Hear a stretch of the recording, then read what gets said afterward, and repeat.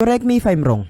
Ito yung lalaki nag-create ng isang realistic na spiderweb shooter na parang katulad ng nasa movie na Spider-Man. At makikita mo nga dito na medyo durable ito dahil kaya nitong magkarga ng isang water bottle. Ito naman yung lalaki na idinemo kung ano yung mangyayari kung sakaling pagsasamahin mo yung coke, mantika at mentos sa isang baso. At makikita mo nga dito yung isang effect na kung tawagin ay lava lamp. Kung sakali naman pupunta ka sa karagatan at kukuha ng tubig galing dito, ay makakagawa ka ng literal na sea salt kung pakukuluan mo ito sa loob ng 8 hours. At para naman matuyo ito ng maayos, ay kailangan mo lang itong ibilad sa araw. Ayon sa pag-aaral ay ang mga Himalayan salt ay ang ikinukonsidera bilang isa sa mga pinakamahal na uri ng asin sa buong mundo dahil sa napakahirap nitong i-harvest. Sinasabing kadalasan itong nakukuha ng mga tao sa lugar ng Pakistan at naniniwala din yung napakarami mga tao sa iba't ibang panig ng mundo na yung uri ng asin na ito ay merong napakaraming health benefits. Nagsimulang mag-gain ng popularity yung Himalayan salt noong mga panahong late 2000 at sa panahon natin ngayon ay ginagamit na ito para makapag-create ng mga estatwa, lampara, at higit sa lahat ay para gawing isang table salt. Yung reason kung bakit napakamahal ng ganitong klaseng asin ay dahil sa kinakailangan na pumunta sa napakadilim at makitid na kuweba yung mga taong nag-harvest ito. At ayon sa statistics ng isang minahan ng Himalayan salt ay umaabot ng 1,000 tons yung nakukuha nila na halos kasing bigat ng 157 na elepante. Kaya kinakailangan talaga nila ng napakaraming trabahador at mga machinery na minodified pa nila para lang maging fit sa pag-harvest nga nito. Napakadami talaga mga innovative na invention yung ginagawa ng mga tao para mas mapagaan pa yung trabaho natin. Especially kung kinakailangan na makapag-produce ng isang produkto sa napakadaming quantity. At speaking of invention mga master, ay ito yung lalaki yung gumawa ng isang kama na kayang umalog kapag tumunog yung alarm clock. At personally mga master ay masasabi kong napakagandang gamitin ito, lalo na sa mga taong tulog mantika. Ito naman yung lalaking gumawa ng isang suit na merong durability na kayang ma-withstand yung kahit anong bagay. Kabilang na yung reason kung bakit ito ginawa. At yun ay ang maprotektahan ka sa pag-atake ng isang grizzly bear. Napag alaman na hindi nila nagawang matest yung durability ng suit na ito sa mga oso dahil sa ayaw itong lapitan at atakihin. Sinasabing marami sa mga test na ginawa nila sa suit na ito ay maaari makapagdulot ng ilang fatal na injury kung hindi mo nga ito suot. At makikita mo nga dito na walang kahit anong damage yung mga external force na ginawa sa kanya. Kung suit lang naman yung pag-uusapan natin mga master, ito yung isang lalaking sinubukang gumawa ng venom liquid na kayang sumama sa katawan. Sinasabing itong ferrofluid ay isang uri ng liquid na merong magnetic suspension at kadalasan itong ginagamit sa mga bagay katulad na lang sa mga speakers at hard drives. Napag alamang ang ferrofluid ay nag-originate sa NASA Space Station para hindi maapektuhan ng gravity yung kanilang mga rocket fuel sa isang spacecraft. At personally mga master ay masasabi kong napaka-convenient ito dahil nga sa pwede nila itong manipulahin at will gamit nga yung isang magnet. Napakarami pa mga kakaibang elements sa mundo natin yung hindi pa nadidiscover ng mga tao dahil nga sa napakabibihira ng mga ito. Ayon sa mga eksperto ay yung pinaka-expensive na element sa buong mundo ay yung tinatawag na francium. At yung reason kung bakit napakamahal ng chemical element na ito ay dahil sa meron lamang itong 22 minutes na lifespan bago mabulok. At saka napakahirap din daw nitong makuha. Marami sa mga karaniwang element kagaya ng sulfur at phosphorus ay napag-alaman na kadalasan din makikita sa mga living organism. At speaking of living organism mga master, ay napakadami mga kakaibang creature yung nakikita ng mga scientists sa mga lugar na may napakalamig na klima. At ito ay dahil sa yung mga lugar na ito ay kaya makapag-preserve ng katawan ng isang hayop sa napakatagal na panahon. Sinasabing napakahigpit ng seguridad sa lugar ng Antarctica na itinuturing bilang isa sa mga pinakamalamig na lugar sa buong mundo dahil sa ayaw nila magkaroon ng mga unnecessary na disturbances sa mga research institution nila dito. At makikita mo nga sa picture na ito yung kakaibang higanting creature na parang may similarity sa isang starfish. Marami mga tao ay nagsasabing inedit lang yung picture na ito pero may mga iilan pa din naman yung naniniwala dito. Shoutout nga pala sa mga napaka-supportive na followers na to. Thank you mga master.